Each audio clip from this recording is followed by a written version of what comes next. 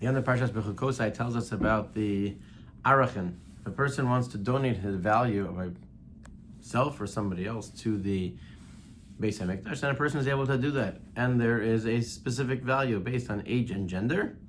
A person plugs it into the chart, and that is the amount that a person has to pay to the Beis HaMikdash. It's an interesting question in terms of understanding that obviously there's much more to the value of a person than simply age and gender, but perhaps we'll discuss that a different time.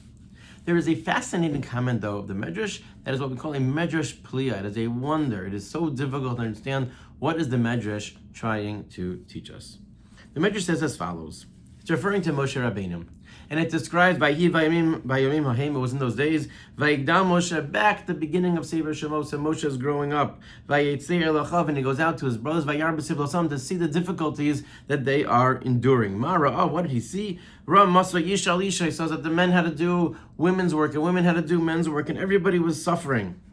And it hurt him. It bothered Moshe Rabbeinu very, very deeply. Amar Lo HaKadosh Baruch Hu, and Hashem saw how troubled Moshe was, and he says that since you were so troubled, Chayecha she'ato asu leishev ulefarich levanai nedreim ben ish leisha ben gadol lekatan ben bachar lezakein, and that is our psukim.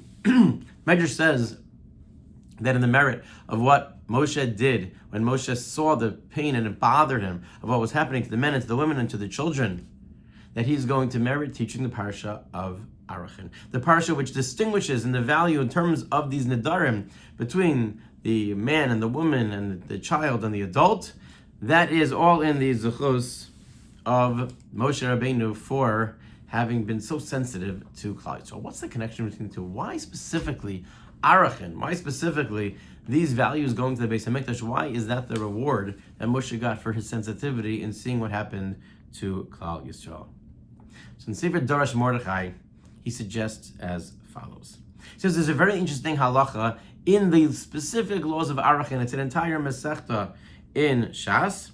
And the halacha is Hayotze leharig eino nerach. If somebody's going out to be executed, going out to being killed, and somebody says, I'm giving that person's value, you don't have to give anything.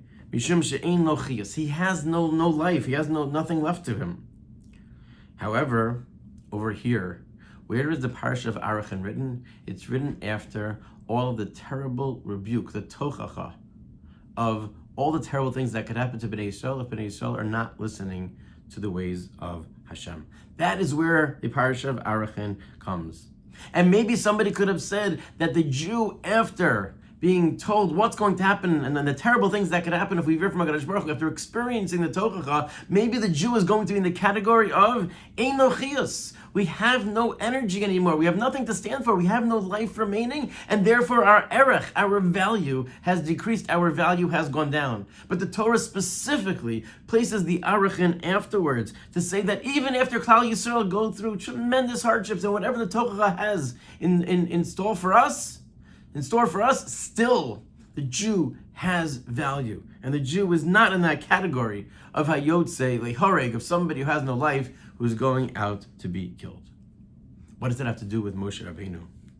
Moshe Rabbeinu saw at the sneh that the sneh was burning, and the sneh is not going to be, the bush was burning and it was not being destroyed.